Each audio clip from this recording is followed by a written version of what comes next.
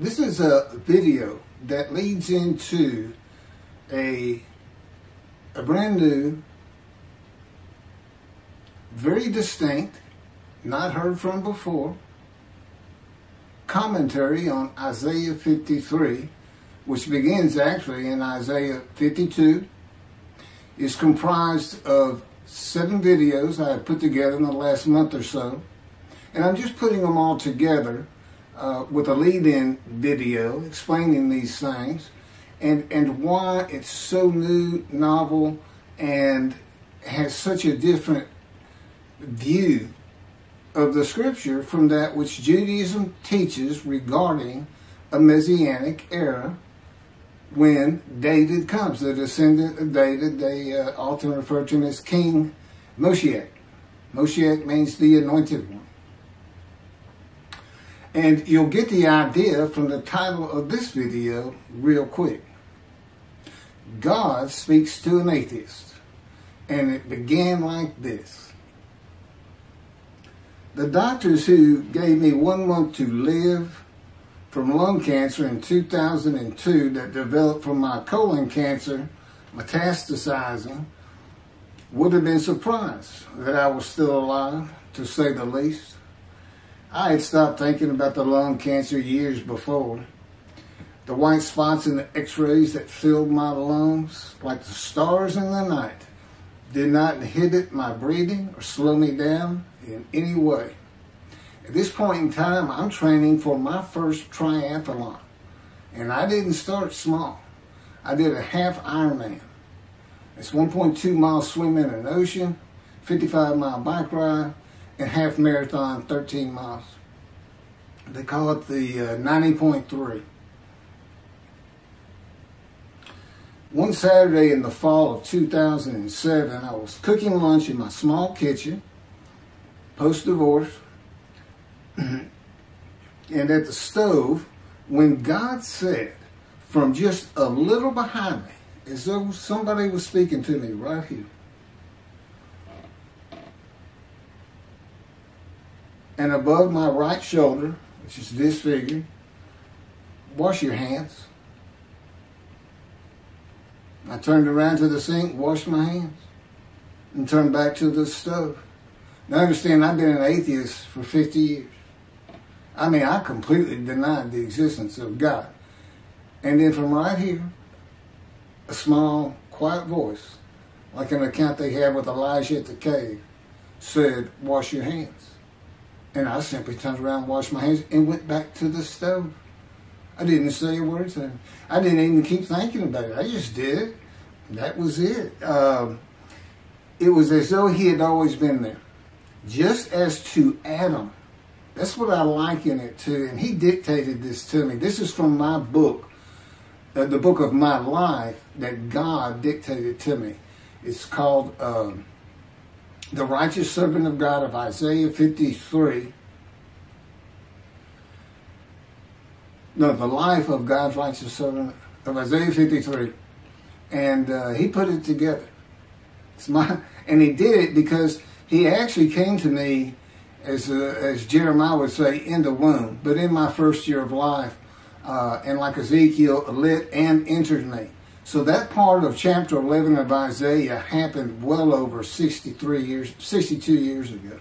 That's when that happened. That's when Moshiach was here. For all these rabbis and commentators who have been saying, he's here, no, he's here. Well, he's been here. I've been here a long time. I just wasn't prepared and hadn't even heard his voice yet. But what he did, you know, with Jeremiah, he made sure he was a priestly, godly man and guided his life. With me, it was to make sure I fit every single verse of Isaiah 53 as only I can explain it, what it's for, what it all means, and live a life of suffering familiar with disease. God chose to crush him with disease that he would offer himself for guilt and receive long life to see his children. That's my proof that it happened. They told me 20 years ago, we can't treat this lung cancer. It's too advanced. You're going to die. and you're going to die real soon. You need to prepare for it. And it did crush my life. I stopped working. I just kept waiting to die. And I didn't die now. I'm training at this point in 2007. I'm training for a triathlon. I finally said, the heck with it all. And that's the proof. Crushed with disease, exposed to death. That's in verse 12. Exposed to death. And here I am, 20 years later, still going. Hadn't seen a doctor since. Never received any treatment, which is unheard of with lung cancer. And I had colon cancer before that, and I had skin cancer. I'm a man familiar with disease, that God chose to crush the disease. And these 7 videos put together as one, obviously I wouldn't ask or want, and I couldn't do it, to listen to them all at one time. But I know you can mark your spots and everything. But it was spread out in 7 different videos, and I thought, well, the next video I'll do, I'll have a preamble to it and explain. This is not fooling around. Once you learn my version, which comes from God, of when Moshiach comes, the day of the Lord, which is left out of the Messianic era. But if you ignore me, God says, as my role as Elijah, God says, when he does return to his temple suddenly, it's going to be with, and it's not there, it's going to be with utter destruction to the land. Okay, all this is explained, so I'm not going to keep going in detail and carry on with God first speaking to me, but it was as what Adam would have felt like. This is natural. I mean, to him, you know, having somebody speaking to him from above him, from up here, from within him, it's perfectly natural. And he wouldn't be falling down in reverence and I'm not worthy and all that. It would just be, this is the person who's always talking to me and telling me what to do. The fact that he doesn't see him wouldn't probably enter into his mind. Just, you know, that's just the natural order of the world for Adam and me. Particularly today, 13 years later. Still in God's fire of refinement, preparing me. And now we have the books, they're unpublished. Jewish publisher, Christian publishers, I dare not even send it to them. Because how harsh I am on Jesus Christ, who said he was the man of Isaiah 53. And it's because of him I had to get crushed with cancer. That's what that's all about. God doesn't have to crush you to make you offer yourself for guilt. He just seized Ezekiel and put him through the fire of refinement, the anguish of it, and sent him off to be a prophet to the Assyrian, Babylonian exiles, of which he was one, actually. The book of Ezekiel is the key to Isaiah 53. That's my backup. See, God, these videos, everything, the way where he put angel of his presence and Holy Spirit, that Judaism doesn't recognize. A host of the Lord's host. It's in the book of Joshua, one time. He did it so they wouldn't find it. He knew what this was going to be about. These are my proofs. This is what it's all about. He set it up for me to be this controversial. You just got to take the Messianic era of Judaism and toss it out the window. And you'll understand why, when God has me explain it to you. He controls everything I do, think, and say. Finishing preparing lunch and ready to watch a Texas A&M football game, I headed to the living room and God said, "Get a napkin." I turned back to the kitchen and got a paper towel. Sitting on the couch from about the same place. Sitting on the couch with the television on and my plate in my lap, God said, "Get your TV tray." I got up, set my TV tray in front of me, and placed my plate on it, began eating and watching the game. That night, I was in bed reading a book. From the doorway, God said, "Tomorrow we're going to Bed Bath & Beyond, it's a store, to buy a shower curtain, sheets, pillowcases, and shop in general for things that you need. I said, okay, and continued reading my book. That's God spoke to an atheist. That's how it started. We call it the early years now when we talk about it. It was so different from the way things are and all the same in the same breath. And I have since learned this. It was by his power upon my emotions and thoughts that his presence with me was though he had always been there. In other words, when you read in the Hebrew Bible, God calls somebody's name like little Samuel, and he says, here I am. Here I am.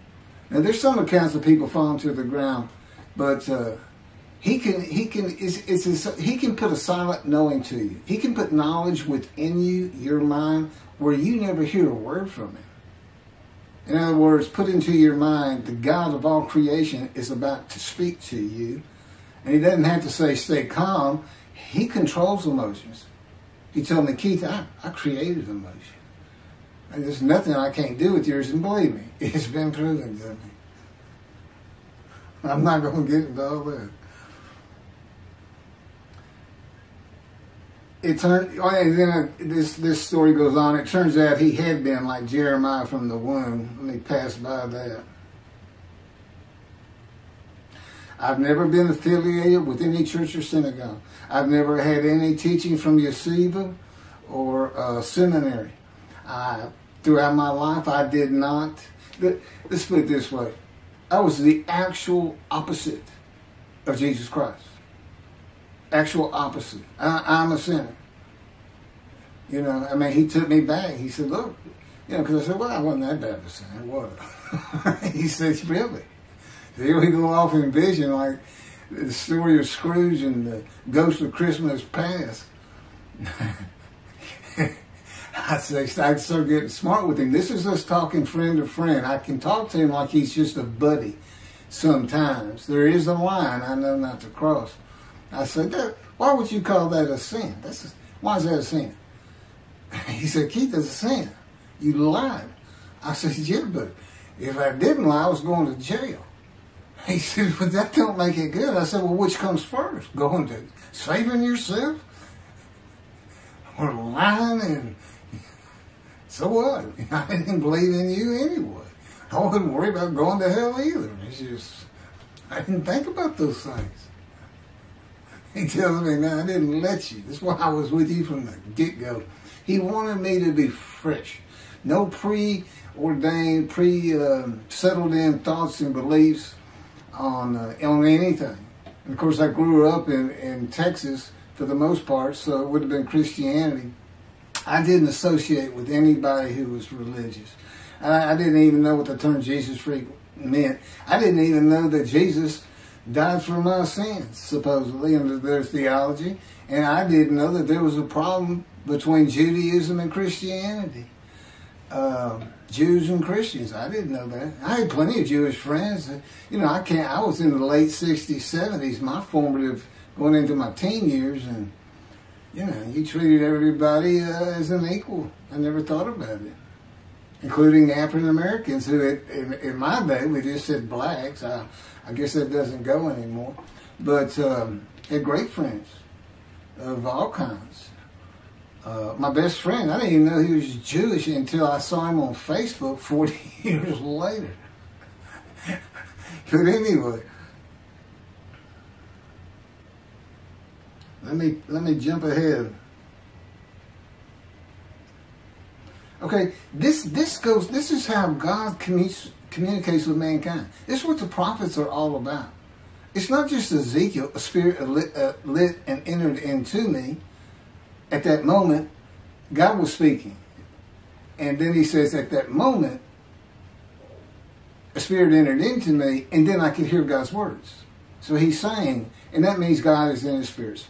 And it's just imagine the presence of God is his mind, and it is composed of elements of the unseen realm that we can't understand, and spirit he created, and the angel of the Spirit, the Holy Spirit, He created, but that's completely different elements. His presence is different from God's presence, but they're like big clouds, and they can float together and be as one cloud. Okay, that cloud is what descends upon you. They are within me and without me. If you, this audience, was in a room with me, they would envelop you all around you. You'd be in the presence of God. The difference with me in that room is that that cloud engulfs me, flows through me. It's within and without me, as though there's no break because of my physical structure. My little spirit is a little cloud that also drifted in. That's what it is. And it happened with all the prophets. If they spoke God's words, he was talking to them. He was telling them, write this down. Write this down. All these 20 books or so, of the books of the prophets. Ezekiel, write this down. You got to set this up. Jeremiah, write this down. See, a time is coming. Well, that's the time in Malachi. It all comes together, and you'll find it in all these videos. So, and it doesn't just include Moses and the prophets. The man who wrestled with Jacob. Jacob says he wrestled with a man in divine beings. Well, you know, Judaism doesn't acknowledge the Holy Spirit's a person, which is beyond belief, because there's so many references that this is clearly a person, an angel of his presence. But it's just God going to a man saying, hey, wake up, I'm the God of this land. See this man over here sleeping? His name's Jacob. He's got his head on a rock. Go jump on him, start wrestling. Don't worry about it. I'm gonna orchestrate the whole thing. You'll be fine. And the guy would have said, here I am, let's go. That's how he does. That was in Judaism says the man in divine beings is an angel. No, he's not. That'd be like saying I'm an angel, and you wouldn't want to say that. Well, you wouldn't want to say it to me before he came to me, because that thing made me mad. But I had a hell of a temper, just like Moses did, and like Ezekiel did. And God knows how to knock it out of you to where you smile and laugh a lot, because I never used to. Now, well, you got to read the book, and you'll get it. You'll get it. I just, you know, just like a lot of people, I've been through too much, hurt too much, suffered too much to have any thought that there's anybody upstairs, you know, who cares about me. It's just don't even mention his name around me. We're either gonna fight or I'm leaving for it, and you'll never see me again. Don't do that, because it just makes me angry. All that's gone, by the way. Lots of stories on that. Oh, and the Spirit speaks. He's got his own personality. He's angelic. He has a very childlike voice, and he's just nothing but a ball of humor. He has me say he's the greatest comedian of all times of the universe. And he's just a joy to talk to him. And he has the smarts of God, as he tells me. But I have instant communication with him. I have instant communication with God. It's like there's three persons in my mind. This one cloud is three clouds. It's two spirits in the elements of God's mind. And slow process, though. 13 years, and it's 13 years of, and this is from Isaiah 53, punishment, wounding, chastisement, maltreatment, crushing, bruising. And I'm telling you, he's relentless. That's in the stories, and I have a lot more once I get to Israel, and I have full confidence God's going to get it done. That's one thing I don't worry about. 13 years, a year and a half of trying to get books published, denied by everybody who even bothered to answer me, because it's just so different. And it can only go to Jewish publishers, and it's just like, well, this isn't the stuff we believe, and it sounds like he's saying it's him and this and that. Well, I was. God said I made sure I didn't get them published. I wanted to do the videos first. You see, I'm not on the executive committee. I don't know what's going on 99% of the time. I don't know what I'm going to have for dinner. I no longer have self-will. I can't ask him for anything. there's all kinds of reasons for that, such as, if one of my kids gets sick and he doesn't heal them up, cancer or something, am I going to be disappointed? Am I going to be hurt? The answer is no. He's trained me too well to even bother asking. If he's going to do it, he's going to do it. I know he has the knowledge, and he's right here with me. So, it's a long, detailed process. I know things from his perspective. It's just another reason the Messianic era is not going to happen. And it comes out in these films. But the Holy Spirit, the angel of his presence, we're friends. God says, I can't be friends with human beings. I said, well, we're friendly with each other. He says, yes, that's right. I said, I Googled this, and technically you are my friend. He said, well, I know, but I just don't acknowledge you. I said, why? He said, because I'm God. That's the way I am. I get to do whatever I want. Now, he's just messing with me. It's just like having a friend. Of course, it's a true statement. He can do whatever he wants. But he's pretty stately and regal. But, again, we live together. I've lived with him for 13 years now. And it's never going to end until I die. I wouldn't even know what to do. And he said, if I left you, you're going to fall down dead. You're not supposed to be alive. I keep you alive. He said, I took that cancer from you, but I just put it back in if you do something that makes me want to leave. I said, well, what am I going to do? No self-will. To an extent, no self-thought. And I told him, I'm not even a human being anymore. He said, well, what are you? I said, I don't know. I'm a man in divine beings, but I'm not a human. I don't have self-will. That's what distinguishes a human being from an animal. He said, but I'm being the human for you. I'm providing your self-will. So you do, in a way, have it. So you're still a human being. I said, well, I'm dead. He said, well, why are you dead? I said, because it's like my brain's not connected to my spirit anymore. It's like you're sending all the information in. And that's about heaven. I haven't lived the existence in heaven as to my thoughts, because in heaven you won't have a mind. The heaven for the Jewish people only, I might add. You won't have a mind. God's got to provide it for you. He's got to be you for you as a completely new and different creature. It's still you.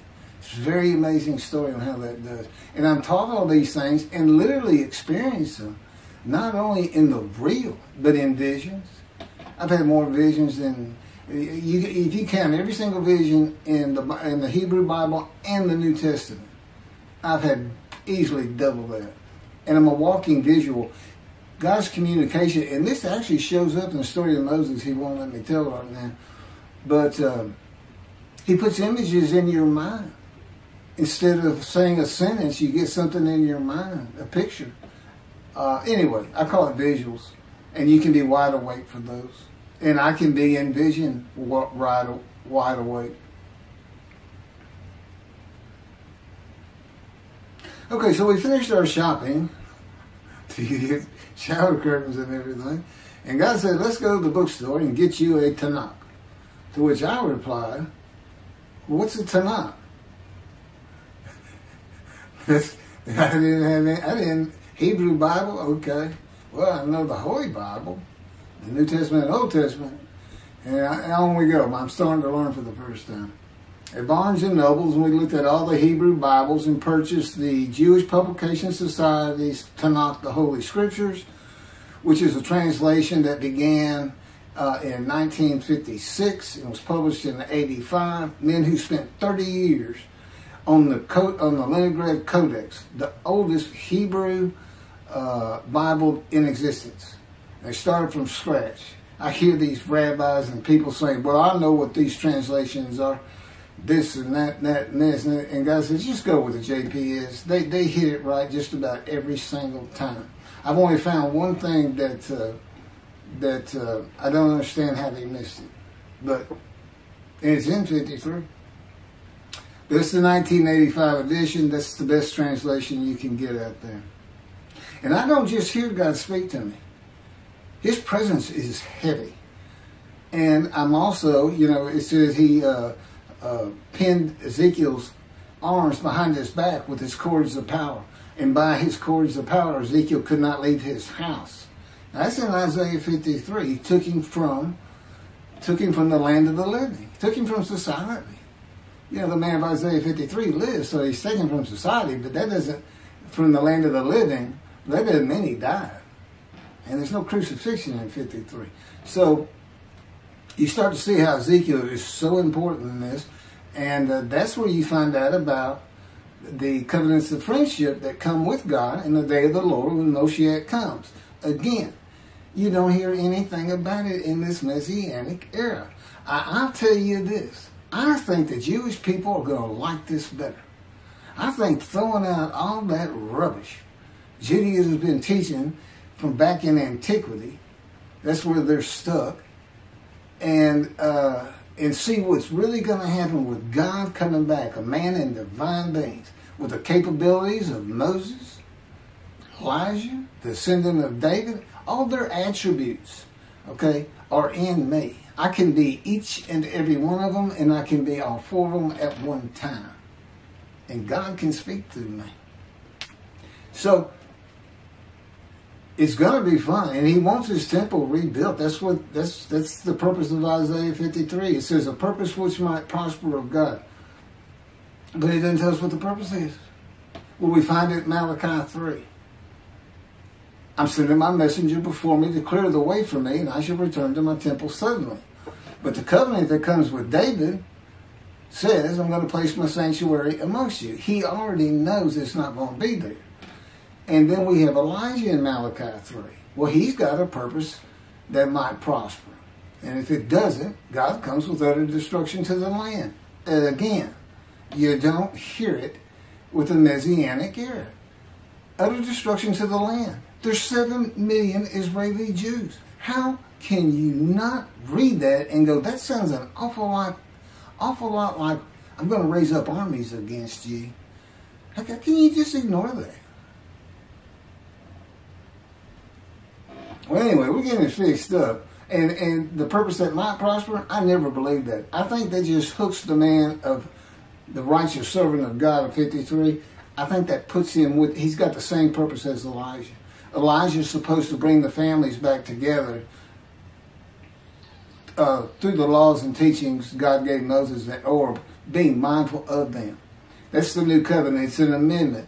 It's an amendment that also has a new inclusion of sin forgiveness.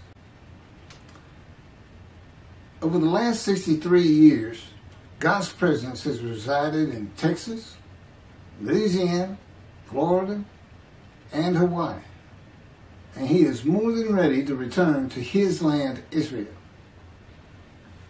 Because wherever I am is where his presence is, and those are all the different states I lived in over this time period. Wherever I go. As a matter of fact, if you see me in Israel down at the old city or down at Tel Aviv, you can turn to your friend and say, hey, I know where God is. His friend said, really? I thought he left. Some people say he died. He said, no, you see that guy over there? He's all around that guy. And some say inside too. That's what it's going to be like. God says, when we get to Israel, we're never leaving again. I said, I wanted to see Great Britain. He said, it's like, did you just ask for something? I was like, oh. Yeah, that's good. I hope I fry if I hit the border and cross over it. I will just burn up, burst into combustible flame. But anyway, that's where he wants to be. And I'm assured he's going to get there. This purpose that might prosper, again, I think it just shows the purpose of the righteous servant and a purpose of Elijah. Because he knew I was going to be teaching. There's only, in the day of the Lord, as you would imagine, he wants to have all the prophecies fulfilled, be done with the prophecies. And there's only a handful. 4 men to come that we've never seen. The descendant of David, prophet like Moses, Elijah, and of course the righteous servant. We only have one description. Even the sages knew you got to have a description of the descendant of David. It's Isaiah 53. They called him in the Babylonian Talmud the leper scholar. You'll see me referencing it on just about every video. In other words, I'm saying, look, it's not Jesus, it's not the people of Israel as taught today. It's this guy from the Talmud that just hadn't come yet. You just didn't know, didn't have a name that fit the description. Well, you do now. And two covenants. The friendship covenant, which is actually in two parts, Ezekiel 34 and Ezekiel 37. One part of which is, I'm going to put my sanctuary amongst my people. And the other part, interesting enough, has to do with the land blooming again, which is Jeremiah 31. See, a time is coming, the land will bloom again. See, a time is coming. The cities, after desolation of many years, 2,000 plus actually, will be restored and Jerusalem rebuilt. And the Jews shall never be defeated again. Okay, now we just talked about utter destruction likened to armies being raised. But here it is in this friendship covenant, in this, Jerusalem being rebuilt. If that's done, then you'll never be defeated again. So, you look and you go, well, there's kind of a problem between those two. And what I think it means is he's going to get the temple built now that Jerusalem's been rebuilt and he's come. That this might prosper because, it kind of gets you. So what is the purpose of God might prosper? Who thought you could do everything? And he said, well, in a large part, my people got to listen to you. They got, especially the rabbis, they never listen to my prophets. They're all full of themselves. Think they know everything. But he starts getting angry. And see, that's not good for me. Because all of a sudden he wants to make me better, which means suffering. You got to keep him away from those moves. I'll tell the Spirit, say something funny. You're the funny guy around here. We talk friend to friend too. Well, anyway, I'm going to let you. There's a lot more, but this story's in my book. Hopefully, after spending time and understanding who I am, that this is here, it's happening. I don't care what the rabbis think or say. Look, I'm a prophet of God. I'm a man in divine beings. If I say something contrary to what they think and say and believe, they're wrong automatically. It's a given because God is the one telling me all these things. It's His book. They're wrong automatically. And He is livid that I'm having this problem with Isaiah 53 being the people Israel. Well, it's in the videos, but you ought to see the arguments they really put back before that for Isaiah 53:10 and other verses. Rabbi Tovia Singer, Irish Judaism, he went Christian. The Christians went to the laws of Leviticus, animal sacrificial laws, and said Jesus is the unblemished lamb. That's why, and they're using, Leviticus where you could offer a lamb and for unintentional sins, but nevertheless, they turned it into he was a human sacrifice, which he says himself. He says, God no longer wants bulls and goats for sin. He prepares my body for sacrifice. It's human sacrifice, and God made the sacrifice to Gentiles so they didn't have to obey His commandments and laws. From an atheist who comes in with no religious background, I read that and I look up face to face with God wherever He is that moment, and I say, you got to be kidding me. People believe this? This. He said about 2 billion right now. He said, I'm not going to bother trying to tell you how many there's been in 2,000 years. God made a human sacrifice to me so I can go to heaven and I can go kill somebody if I want to. I can go rob, so I can go beat my wife and my kids. I accept Jesus again. I was told, God was teaching me the New Testament, and this guy at one of these mega churches came up to me and says, if you do accept Jesus Christ, you're not just forgiven of all sins that you have committed. You're forgiven of every sin you're going to do in the future. I said, really? He said, yes, really. He said, Jesus knows you're going to do it, and He already forgave you. I said, what? Okay. So if you're a Christian, you can just sin all the time because Jesus knew you was going to do it. I hadn't actually heard that taught, but that's the effect of it.